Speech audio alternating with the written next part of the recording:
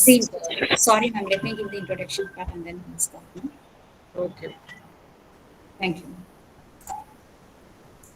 Good morning, all. On behalf of IOT Academy, I welcome you all for the seventh session of National Level Faculty Development Program and the Art of Teaching. Let me introduce the resource person of today's session, Dr. Rupali Ahluwalia. She is the head Department of Commerce and Chairman Board of Studies Commerce, St. Aloysius Autonomous Jabalpur, Madhya Pradesh. She has completed postdoctoral fellowship from ICSSR and doctoral studies in international trade relations. She is the recipient of 2 gold medals from former President APJ Kalam for outstanding performance in post-graduation. She has teaching and administrative experience of 17 years. Her areas of expertise include managerial economics and economic policies, research methodology in social science, and principles of management. She has completed 2 research projects, authored 2 books, published chapters in many books and research papers in various journals. She has given many invited talks, guest lectures, initiated academic and capacity building research programs. She also holds membership in various administrative and research committees. With this, I hand over the session to Dr. Rupali. Ma'am, please can continue. Thank you, ma'am. Thank you, Uh, ma'am. You're welcome, ma'am. and a very warm good afternoon to all our participants. Although I think you are joining us from different parts of the country, so the weather outside is really hot. So we'll try and discuss the topic that we are here to discuss. But I have 2 things that I normally clarify before I start.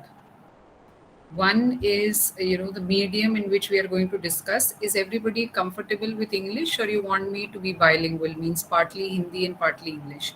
So I would solicit the response of the participants, because that is very, very important. So if I go in English completely, is it okay? Or you want me to be, using both the languages? Only English. Okay, fair enough. Okay.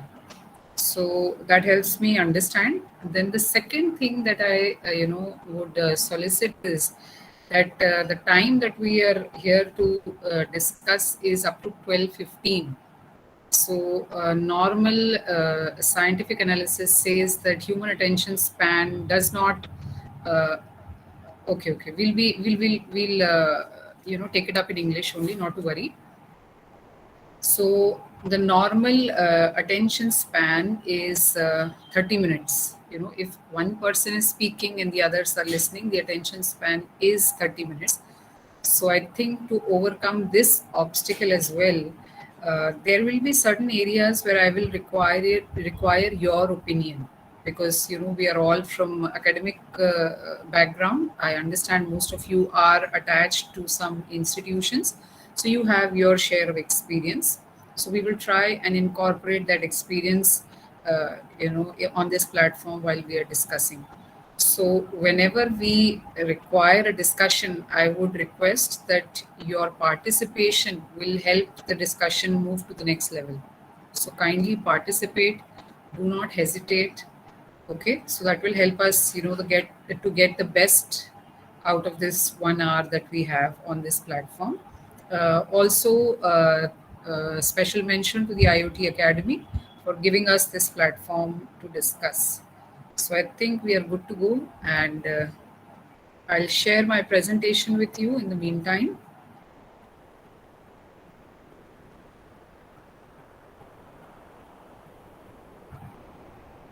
So is my presentation visible?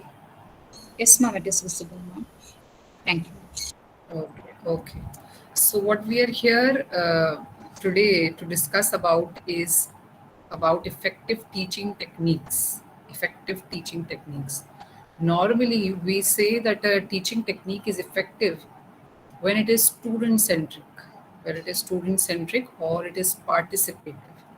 So the next thing that we are going to focus upon is that the techniques that we are applying, or the techniques that we are trying to use, are they student centric or are they participative? And you can see I have also added an all round approach, because in the next 1 hour, what we are going to primarily discuss is not going to be a particular technique, because Google has very good answers for that. Google can tell you, say a demonstration method or a role play, and you can read through and you will be conversant with the technique. So, what we are here to spend time on is some basic foundations or some basic fundamentals so that we are able to bring about that change in the way we approach higher education teaching. And with those fundamental changes, you will see that your teaching approaches will be student centric and participative. And as a result, you will find that you will be an effective teacher in context to higher education. So, to set the stage on this context, my first slide, the first slide that I normally start with is just this one word. There is just this one word that we will start with: education. So, when you see this word, I would request some of the participants to just tell me what comes to your mind when you see this word. What comes to your mind when you see this word? Maybe if a few participants can share their opinion, will help. When you see the word education, what is it that comes to your mind? Anybody?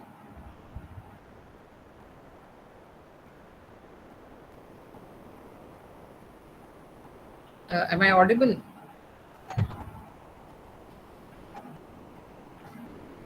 Am I audible? Can you hear me? Yes, ma'am, you're audible, ma'am. Okay, okay, okay. So, any responses when you see the word education? What comes to your mind? Okay. So, primarily, the responses that I have been getting, when I take up this issue, is some of them have the response that education is, skill development. It is something which is related to development of skill. Then some of them also have, an interpretation that holistic development is something which is also education. I would be happy if I can have some answers from our participants. If you have an answer, or what comes to your mind when you, see the word education?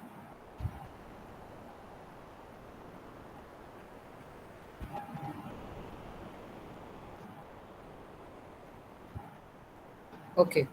So technically, what we are here to discuss on is that education basically is anything that I look to learn, something which I do not know, something which I do not know, and I try to learn it is actually education. It could be anything. It could be, if I don't know cooking and if I learn cooking, that also is education. If I don't know how to, swim, I learn swimming, that is also education. Why we are discussing this terminology is that we want to slightly broaden our mindset about education. Education should not be limited to only a certificate or a degree. Any activity involving learning should constitute education. So, when we broaden this perspective of ours regarding education, you will see that slowly you will move in the right direction. So, education basically is learning something. Anything that you learn constitutes education. And in that context, what we need to understand is that education is not about molding the learner the way you think they should be. So, normally this happens that when we are in a class and we try and teach our students, we expect them to do things in a certain way. We want them to be molded in the way that we think is right. And if they don't fall into that criteria, we say that they are not doing well or they are not learning well. But education is about organizing the natural longing to learn. It is very important for us as academicians to understand that education is learning, is what we have just discussed. So, learning is something very, very natural. All of us have this natural longing to learn. Like if you see a child at the age of 2, at the age of 3, it is very, very difficult to stop them. They want to know this, they want to explore things, they want to find answers to what is this, how is that done, what happens when we do this. So this gives us an indication that education is actually something very, very natural. Learning is a natural trait. You do not need to do something very, very special to see that learning is happening. So when we say that you have a natural longing to learn, just like you feel hungry, you feel thirsty, you have that natural longing to learn. So when you have that natural longing to learn, you will say that it is a natural trait. And if something is natural, you feel hungry, when you take food you feel nice or you feel satisfied.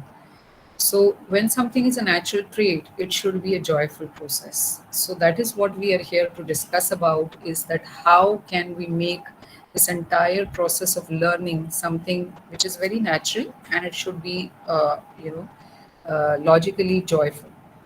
So, based on this, we need to understand that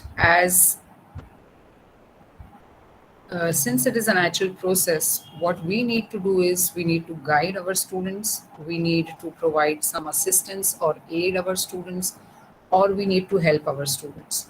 So we need to go beyond that normal attitude of controlling a group of students or trying to, make them do things in a certain way, and we need to go beyond the central figure of teacher to being a facilitator. So this is a slightly, uh, you can say, a changed understanding that I wanted to share in the first instance with all of you, that learning anything is actually education, and learning is something very, very natural and something very natural. Our role as academicians is to facilitate or to just channelize that natural longing to learn in, in a way, so that it becomes a joyful process. So this is the basic fundamental on which we start as academicians. So based on this, I would request you to just have a look on this slide, and we'll pause for a minute. And after that, I would request if any of you can just tell me if you have ever gone through or read through, or you have some understanding of Bloom's taxonomy. I will be happy. Uh, Ma'am, is there a microphone issue with the participants? Are they not allowed to speak? Is that the case? Ma'am, they can speak, ma'am. They can speak. Okay, okay, okay. Okay, so I would just ask one or two of the participants to let me know if you have come across Bloom's taxonomy, or you have gone through Bloom's taxonomy, or you have an understanding of Bloom's taxonomy. Any one of you.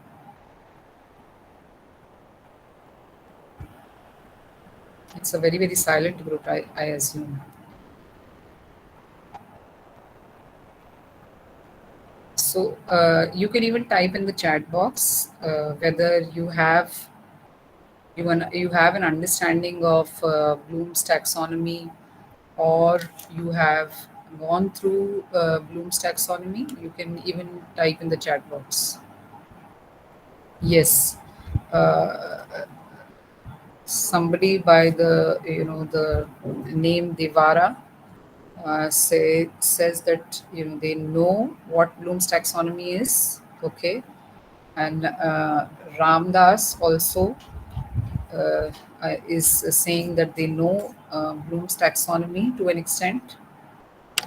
I would be happy if you can, unmute yourself and just use the platform to share, because that is very, very fruitful to take the discussion forward. Only one person explaining, I don't know how effective it is.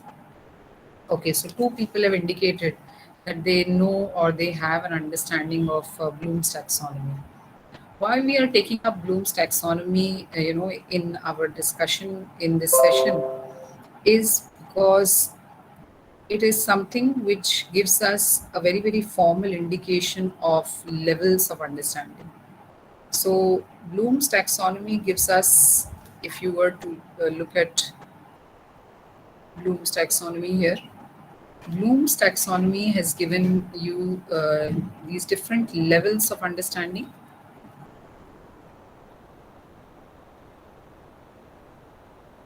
Different levels of understanding. You see, it starts with knowledge being the fundamental of the taxonomy, moving up to comprehension, then applying or application of knowledge. And then you see that this other part of the triangle covers analysis, synthesis, and evaluation. So, what technically Bloom's taxonomy tries to tell us is that the levels of understanding in the first instance, uh, 1, 2, and 3 constitute lower order thinking skills, or you can say, you know, lower order thinking skills. And as you move up the triangle, or as you move up the pyramid, so to say, you constitute higher order thinking skills based levels of understanding. So all of them are levels of understanding, and the first few steps constitute the lower order thinking skills, and the later half constitute the higher order thinking skills. So normally in a classroom scenario, what happens is that a lot of time is spent here in the blue area. A lot of time is spent on these lower order thinking skills, and very less time is left for this area, or in most of the classes, we do not find time to address these issues of analyzing, synthesizing, and evaluating. So we can also say that the Bloom's taxonomy gives a pyramid shape. So what is the uniqueness of the pyramid is that it has a broad base. It has a broad base. And then when you move to the top, it has a narrow peak. So this narrow peak that we come across in the Bloom's taxonomy is that the time that is available for developing higher order thinking skills is relatively less.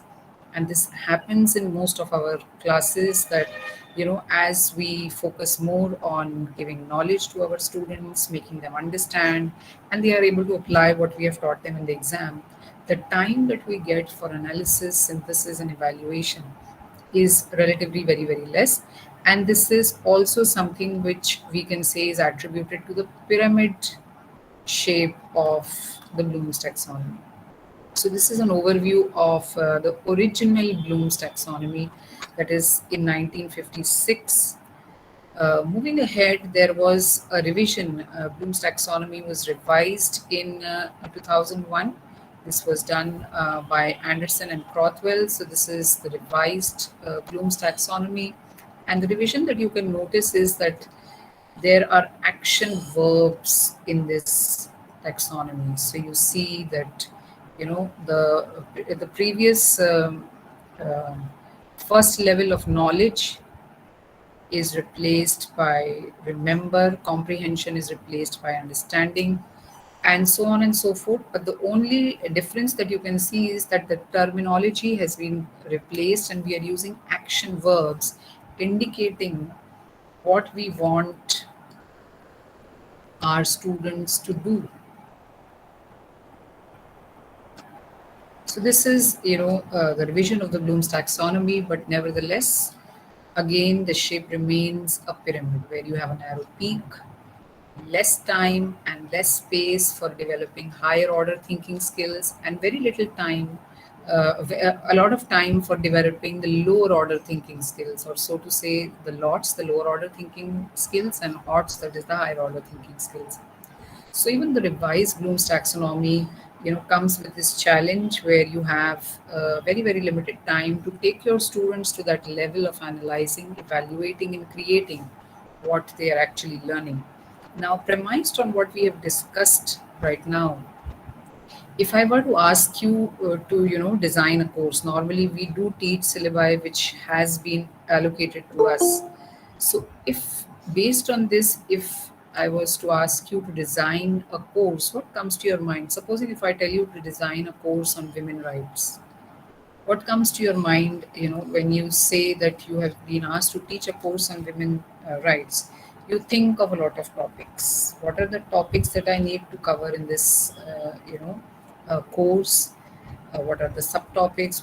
What is the hierarchy of topics? How many units or how many modules? So that is primarily the way that we approach course designing. This is the traditional approach because, as we have just seen, that based on the pyramid shape, there is a very, very narrow peak where we give less time to analyze, create, and evaluate.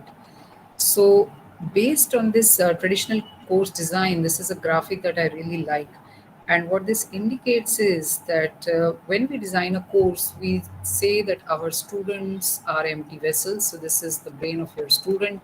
You think your students are, empty vessels, and you have knowledge in the form of topics, and based on those topics you try to pour the knowledge and fill those vessels. So this is a normal trend which most of us are confronted with.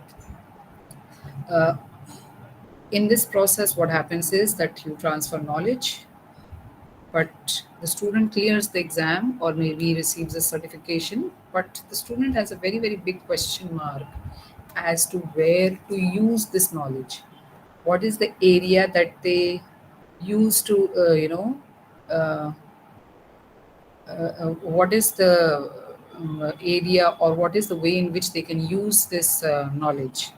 Okay, so primarily we all experience something which I say is the exam pitfall. Now, the exam pitfall basically is which you and me, always experience. We have taught a particular topic in the class.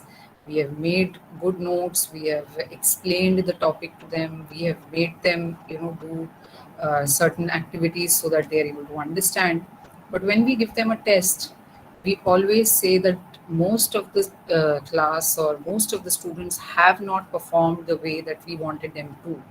So the experience that we give them in the class, and based on that, when we conduct an exam or a test, we say that they have not performed as per our expectations. And this is the exam pitfall. And we wonder to ourselves, I give them all the notes, I try to explain clearly, and still when there is an exam or an assignment, you did not get. So the reason being that we have given a lot of time in our classroom experience to developing lower order thinking skills, and very less time in terms of our activities or classroom experience was given to develop higher order thinking skills of our students. So this is primarily because in the Bloom's taxonomy we see that this peak, the narrow peak, gives us very less time or opportunity for that matter to our students to develop their higher order thinking skills. And then when in the exam you give them a question which is based on analysis or which is based on application, they are not able to do justice to that question. So based on this discussion, what I would suggest or what I would put before you was a certainly revised version of or a shape which has been revised of the Bloom's taxonomy. So the Bloom's taxonomy that we just spoke about was a pyramid which had a narrow peak. In contrast, right now we are looking at a wedge shape. Those who are from maths and physics, uh, they will have an understanding of what this is indicating about. But in a wedge, you can see that there is time to remember, there is time to understand, and there is time that is given to apply. But that narrow peak that was the constraint in case of a pyramid shape has now been given that broad space to analyze, evaluate, and create. So when we look at Bloom's taxonomy with a different lens, or so to say, with a different way of looking at Bloom's taxonomy, what we are trying to understand here is that we do give time to remember, understand, and apply, But then our classroom experiences should incorporate these areas of analyzing, evaluating, and creating, giving them the required time and opportunity so that we are able to take our students to that path where they are able to handle higher order thinking skills in whatever subject that we are taking. So, this is what is a way in which we can use Bloom's taxonomy as a heuristic or a framework, moving from a pyramid to a wedge, where we say that our students are competent in both lower order thinking skills as well as higher order thinking skills. So, I hope this indicates that when we plan our classroom experiences, the way in which we approach our lectures, or the way we make our assignments or we plan activities for our classroom experiences, it is our responsibility as teachers to say or to see that is this classroom experience helping my students to analyze, helping my students to evaluate, or helping my students to create something which I have taught them. So this is a revised or a renewed lens which we can use to use Bloom's taxonomy as a framework to plan our classroom experiences so that our students are competent both in higher order thinking skills as well as lower order thinking skills. So if we were to look at the revised version of what we just discussed, uh, of the Bloom's taxonomy. This is what we have, traveled through in the last 30 minutes or 20 minutes. We have come from original Bloom's taxonomy to the revised Bloom's taxonomy, which is again a pyramid, but it is based on action verbs. And we are looking at it from a renewed lens of a wedge, where we say that the time and the classroom experiences that we plan for our students should include or should give them the opportunity to analyze, evaluate, and create. So basically, we can use Bloom's as a heuristic or a framework to plan our classroom experiences so that our teaching in the class is effective. So this is the first section of what we were to discuss, in our discussion today. And based on this, if now you are asked to design a course, based on this, if now you are asked to design a course, so your new uh, approach to course design would be, the first thing that will come to your mind will not be topics anymore. You will not just think of topics. If we were to come back to women rights course again, now you will not think of just topics. The first question that should come to your mind is, what do I want my students to learn from this women rights course? And after learning, how do I ensure that they are able to apply the knowledge that they have got from this women rights course? And based on these two questions, now you can build your course through, which will include topics, which will include classroom experiences, which will include activities, and will make your course something which students look for or which the students sought for. So this is something which we can use Bloom's to travel the distance from traditional course design to a new course design. So I hope that helps you have an understanding of how we can, build, how we can build or travel that distance from conventional to new course approaches. The second part of our discussion today is about adult learning principles. So we have just, wound up two primary things that I wanted to cover with you. One is that, we have a broader understanding of what education is. Education is, simply learning, something which is very, very natural. So we need to keep that in mind while we are planning our classroom experiences. And then the second thing that we just discussed was how a renewed understanding of Bloom's, where the opportunity or the time that we give to our students for higher order thinking skills is more in comparison to lower order thinking skills, and that is how we can travel the distance from a traditional course design approach, which is more knowledge centric, to a new course design approach which is more outcome based, or which has answers to questions like where will the student use this knowledge, or how or what is the student going to gain from this course. The second section that we look to discuss is adult learning principles. It is very, very important to have an understanding of adult learning principles, because if we were to think of areas which would help us be effective teachers in the area of higher education, we all know that our learners are adults. They have the right to vote, so we are not dealing with you know toddlers or kids or teenagers. We are dealing with people who are adults. So it is very important for us to have that understanding, or to question ourselves, like if you were teaching toddlers or if you were teaching primary students, rightfully you would make them learn something, and they would repeat and they would enjoy the process. You making them learn something, and they repeating, and the process appears to be quite complete, and the students enjoy. But the same approach may not be very, very suitable for adult learners. So, as teachers of higher education, it is important for us to have an understanding of adult learning principles, and based on that, we need to question ourselves, how do you think adults like to learn? Have you ever tried to give this a thought? How adults like to learn? How would adults like to learn?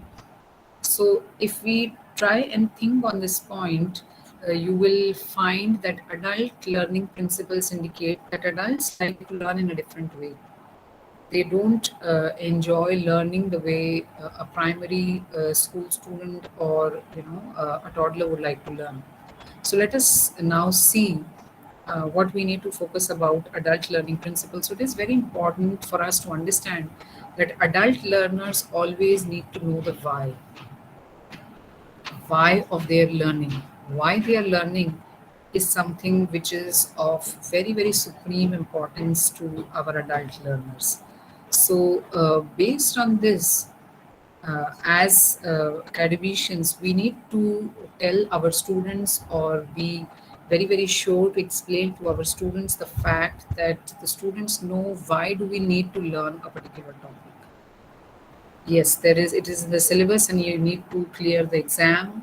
Is the very fact, but not the factor which drives or motivates your students. So it is very important that as subject-specific experts, we are able to find goal-driven answers to our topic. Why do I need to learn this topic for our adult learners?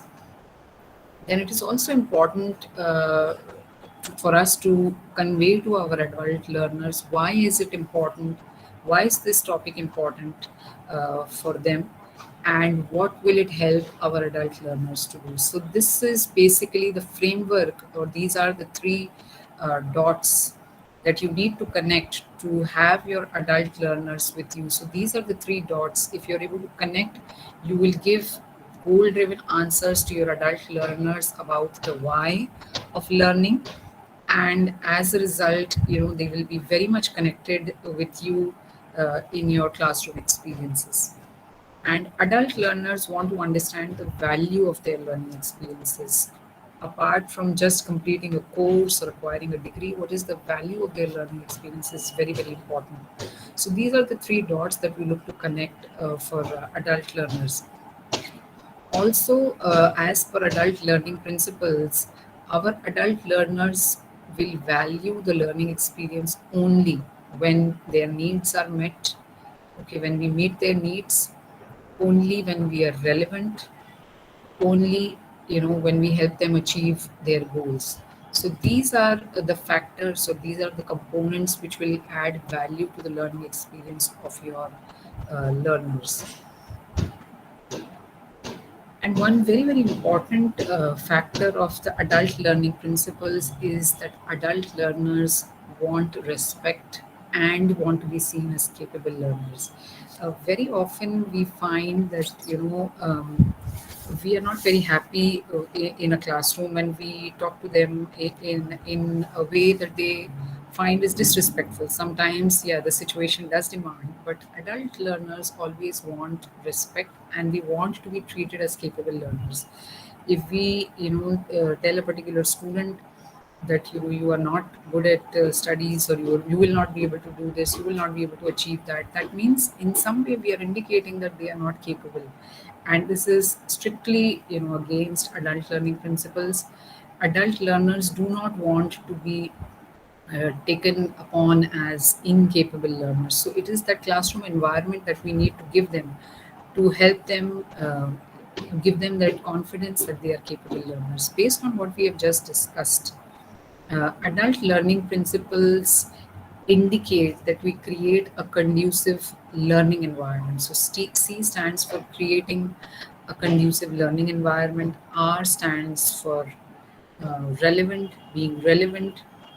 E stands to encourage or to accept responsibility of their learning. A stands for being aware of their progress, whether they are learning or if they are not learning. They should be aware of the progress or the accomplishment that they are making. And TE stands for to ensure that their learning needs are met. So, based on adult learning principles, we need to create that environment which is conducive for adult learners. And if you have an environment which is conducive for adult learners, you will find that your whatever matter that you are teaching, or whatever subject that you are offering, the students will definitely enjoy the environment and the content both. So this is the second area that we were to cover. So if I were to take you back in the last 45 minutes, what we have primarily covered is a slightly broader version of education, how with a renewed lens we can use Bloom's taxonomy as a heuristic to plan our classroom experiences. And then we have just wound up adult learning principles and how we need to be very, very conscious to be able to create that environment which is in consonance with the adult learning principles. Moving ahead, uh, something very, very important is presenting with impact. Although this is a silent group of participants, but let me give it another try. Uh, all of you have, had classroom experiences as students as well. As students, also you have experiences. So, if one or two of you can share uh, how, which is the classroom experience that you remember, one of your teachers who taught you in a certain way a particular topic and you still remember that topic. If one or two of you can unmute yourself and share.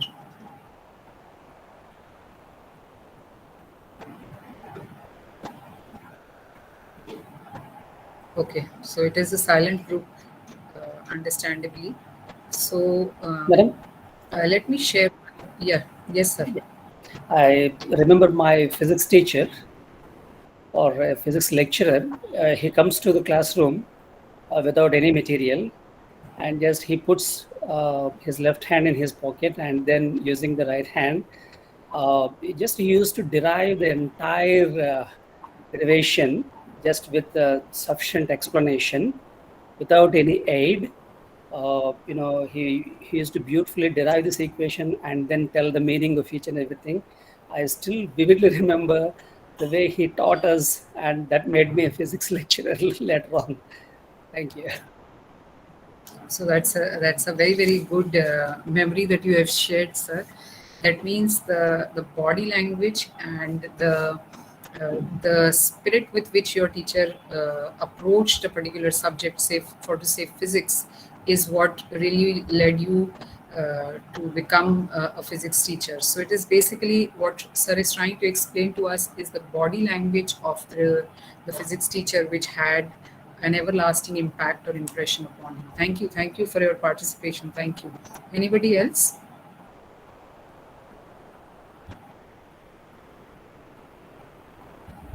Okay. So, in line with what Sir had said, I also remember one of my teachers. They were teaching He was teaching surface area, and it was somewhere in class 8 or 9. Although I'm not a science student, but I still remember that class where he had brought a cup and a saucer and some hot water. First, he poured hot water into the cup and he called the students to come and put their fingers. So everybody was very hesitant because the water is hot in the cup. So with great courage, some of us, managed to put our finger in the cup of hot water, and then he transferred that water into the saucer of the cup. And then he asked students to put their finger, and everybody without much hesitation was ready to put the finger. And then he said, this is surface area, this is the concept of surface area. So we, or this is, what is the impact of surface area. So we very vividly remember how he initiated the very, very basic concept of surface area. So what we look to discuss here is creating such classroom experiences which your students remember, or creating those memorable classroom experiences, interesting classroom experiences which our students can share as they grow up. So as teachers, presenting with impact is very, very important. So presenting information in a way that your students remember, or they, have that impression of what you explain to them, is something very, very important. So to undertake this goal, it is important. Let me share with you a well-researched Mehrabian formula, which tells you that 55%, as Devara sir just told us, that it was the way that the physics teacher came and with great confidence he derived the equation, and that is what created his interest and love for the subject. And today you see him as a physics teacher. So it is 55% of your body language which has an impact on whatever you are trying to teach or whatever message that you are trying to give. 38% is the tone of your voice, and it is only 7% of your words which have an impact on the message that you are trying to give. So this gives us an indication that just being, thorough with our subject matter is just a very, very small part of the entire circle. You need to have that body language. You need to, have that passion, so that your students are able to absorb that passion and get interested in what you're trying to teach them. So based on this, although different subjects have their own class presentation structures, so I will not be able to tell you a particular structure. Like, teaching physics involves a different set of presentation structure. Teaching economics has a different way. Teaching English language or teaching accountancy. So this is a very, very generalized format which can be used as a basic presentation structure in class. So what I have done is I have divided this into three groups. Your class similarly can be divided into three groups, where you have the opening part of your class, then you have, the body or the meat of your class, and finally you have the end of your class. So basically, in the opening part, as teachers, we should look to get attention of our students. In the body part, we look to explain what we want our students to actually learn, and in the end we should call them to do something, so that we know, what our teachers actually what our students have actually gained over time when we were teaching them. So let us talk a little about opening. Opening is a very, very vital constituent of any class presentation structure. And during the time of opening, it is important that we try and hook our students. So you understand what is the role of a hook? A hook is something which gets your attention and you are there. So it is very, very important that in the opening we try to get the attention of our students, or we hook our students. And for this, some measures that we can take is that we can start with some interesting data or statistics. We can even use a quote to start our class. May or may not be specifically related to your subject. You can start with compliments, or you can start with a story, basically. So this is actually the way you can open a class, so that you have your students with you. You are able to hook the students. Once you have hooked the students, then you move to the next level of your class presentation structure, which is explaining what you want your students to learn, that is your actual subject matter or the meat or body of your class. And here your focus should be to use student centric techniques. Student centric techniques would mean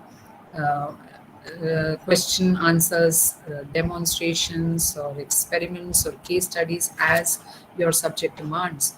So it is the body of the subject that we need to plan, giving special focus to student-centric techniques. This is a Google image which I will not discuss at length, because this gives you a list of methods. But apart from knowing the methods, the central fundamental things that we have been discussing play the key role. So in the body of your class, it is important that we focus on questions. Now, if you look at the graphic that you can just see, there is a word written, and you will see that, there is something which absorbs. So questions actually have this role in your class. To have that involvement of students in your class, questions play the key role. Okay.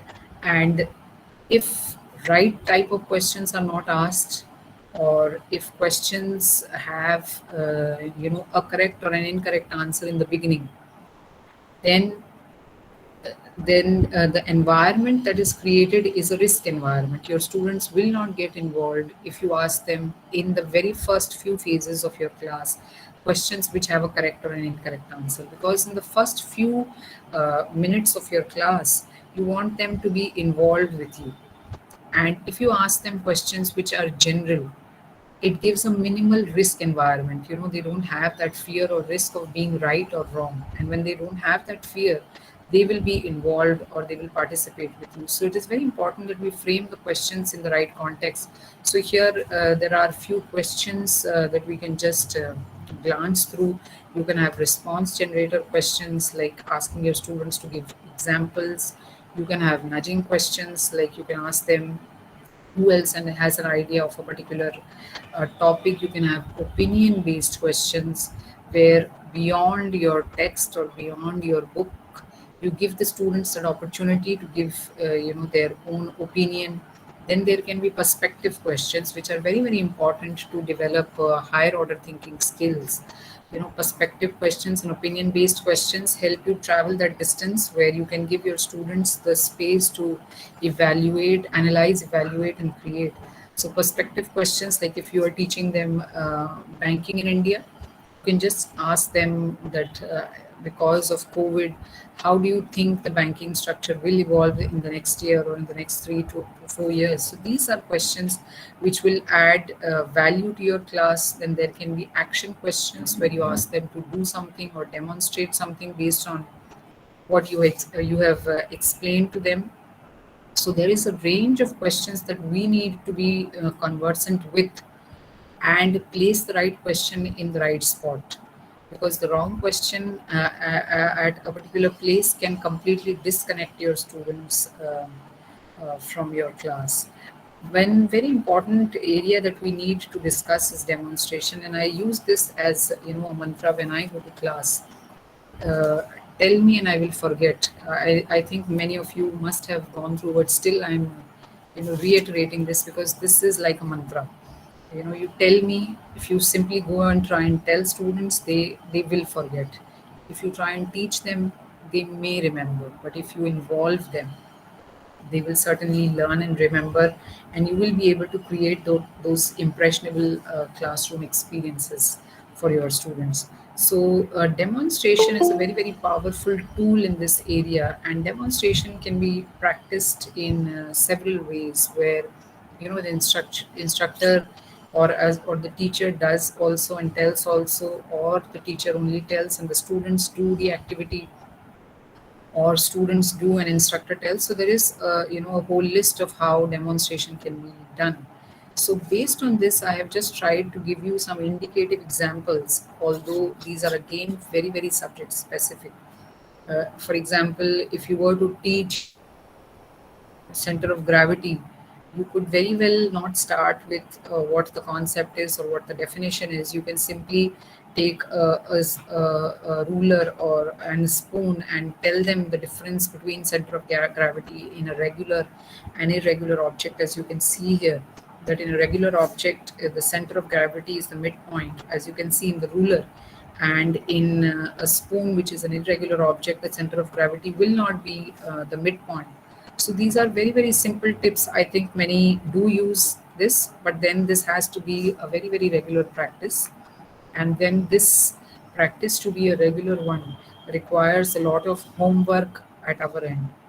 So this is a very, very simple explanation of how you can explain the concept of center of gravity. Another aspect is how we define money, not starting with what money is or how it is defined.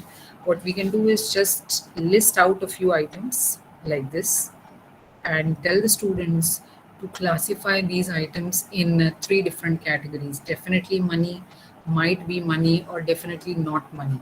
So, without telling them anything much, so just to see what is their understanding.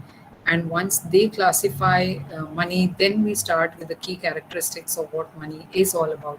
So, these are ways in which you can demonstrate and get your students with you on board for a particular topic, and then you can very well explain to them.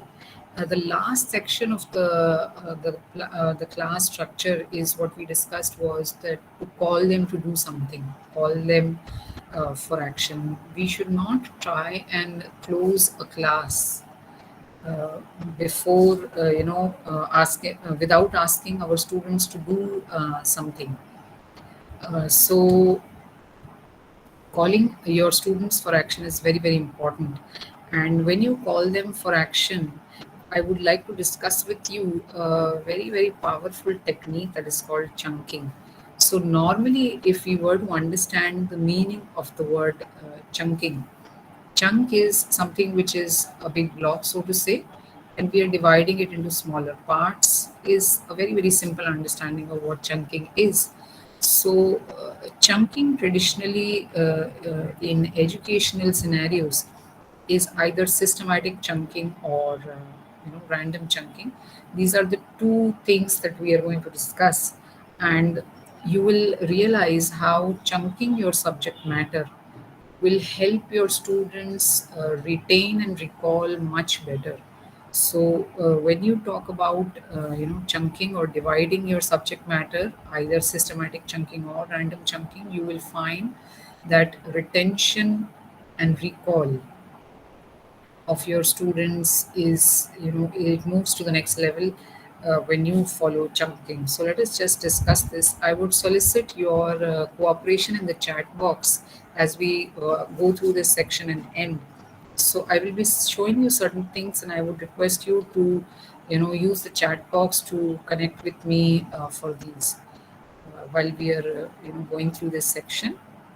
So let's see how you can really use chunking to help your students learn effectively.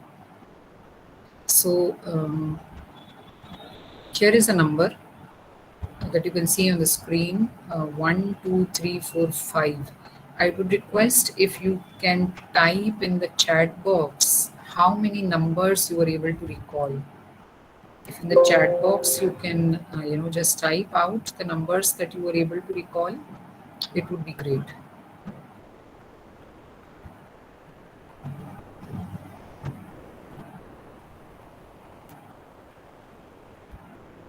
Did you see the number?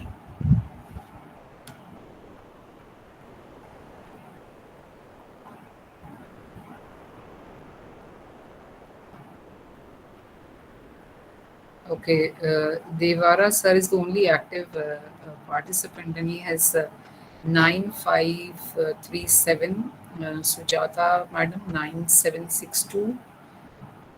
Any more responses? The number that we just had on the screen.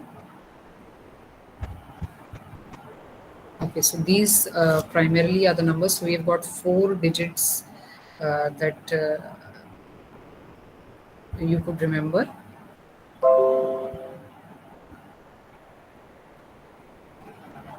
So this was the number. Let me put it again for you.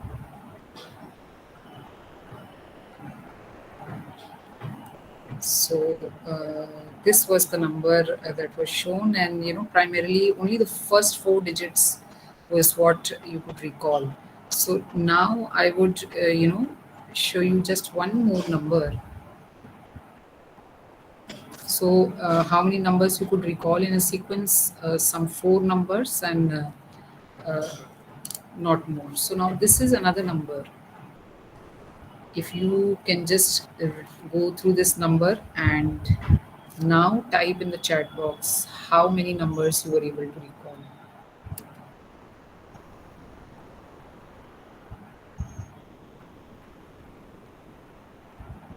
Okay, so Sujata ma'am this time has got 6 numbers, that is 154874, and Devra sir again 154879. So you see Victor 154876. So you see that there is an increase in the number of numbers that you can recall. The reason, if I were to take you back, this is the number. This is the number. So primarily all those who responded, they were able to have the first 6 digits in line. So the difference that we saw in the first number, that in the first number the digits were just, it was just digits. There was no particular order. If I were to take you back to that slide, just give me a moment.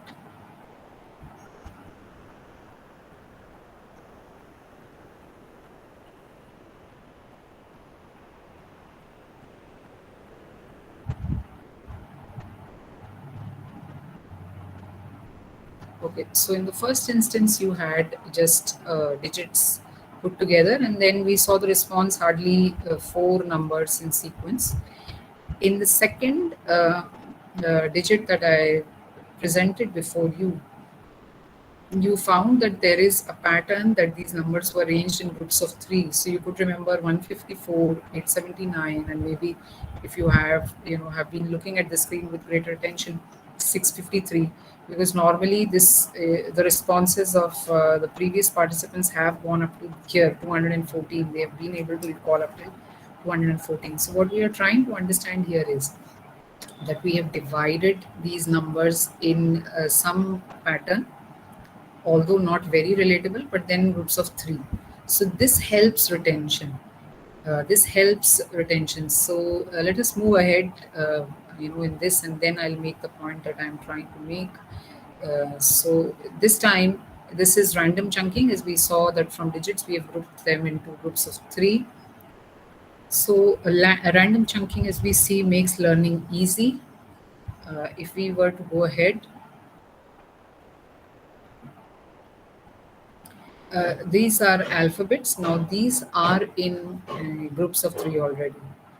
If I were to rearrange this, I will not ask for responses now because it's a very, very passive audience. So if I were to rearrange this for you and make it into a relatable pattern, this is how this gets rearranged to the dog likes to run. So this random pattern is now converted into a relatable pattern or relatable chunking.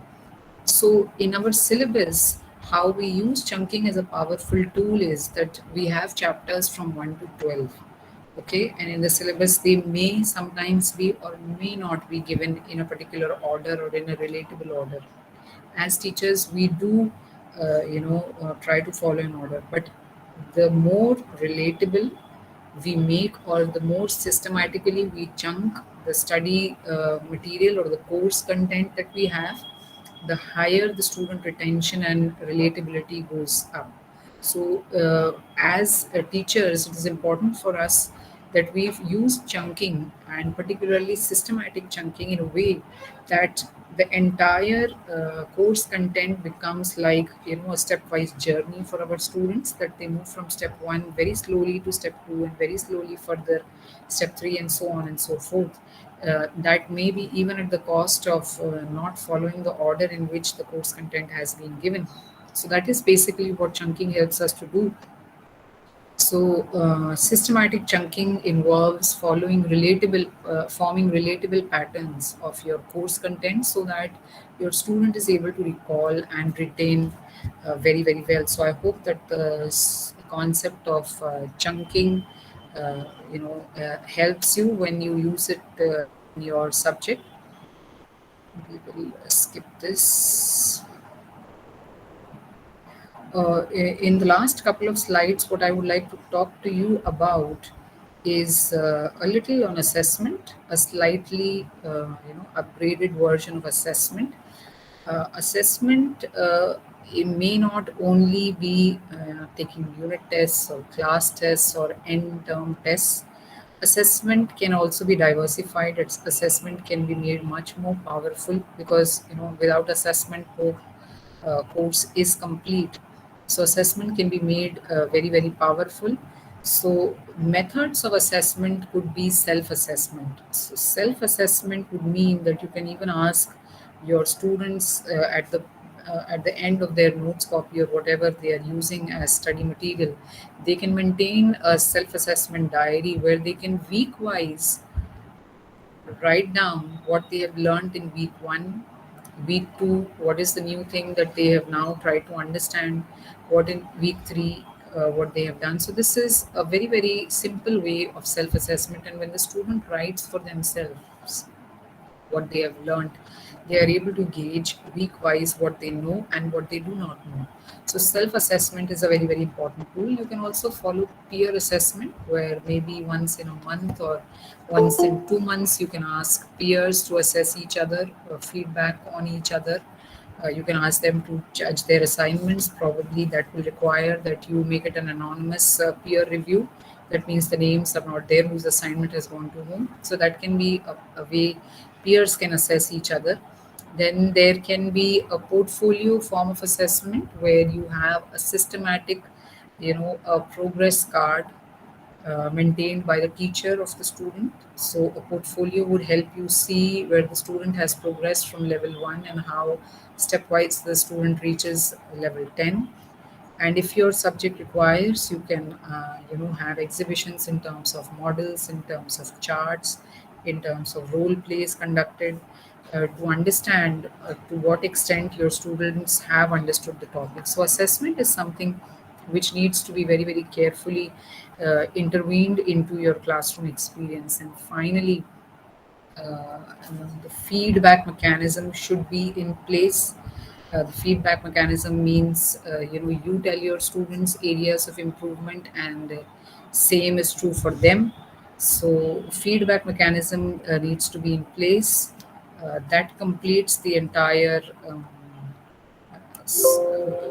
format, or so to say, the structure of having classroom experiences which make you, a teacher of the next level. So I hope that the points that we just discussed helped you to have an understanding, or maybe a renewed version uh, of how teaching could be made more effective. So I thank you for listening patiently, although I would have enjoyed if there was a little more participation, because normally, there is a lot of participation. Anyway, if you have any observations, opinions, or questions, we are happy to take it. The session is open for discussion now. You can post your queries or questions in the chat box, or you can unmute and directly interact with the resource person. Thank you.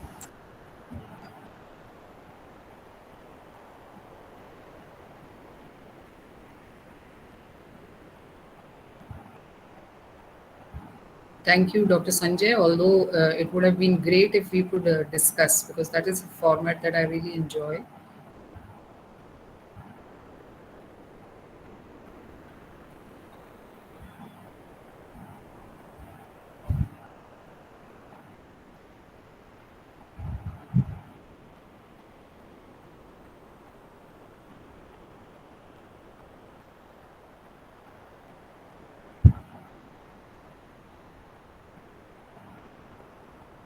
Thank you all for your comments. Although if you have any, you know, yeah, questions, understandably not. But if you have some experiences which can add value to the session, it will be good.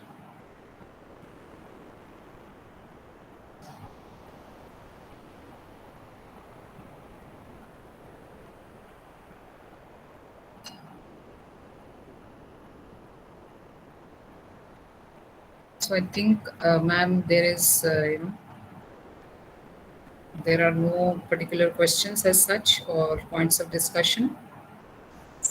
Shall we wind up now? Thank you, Victor.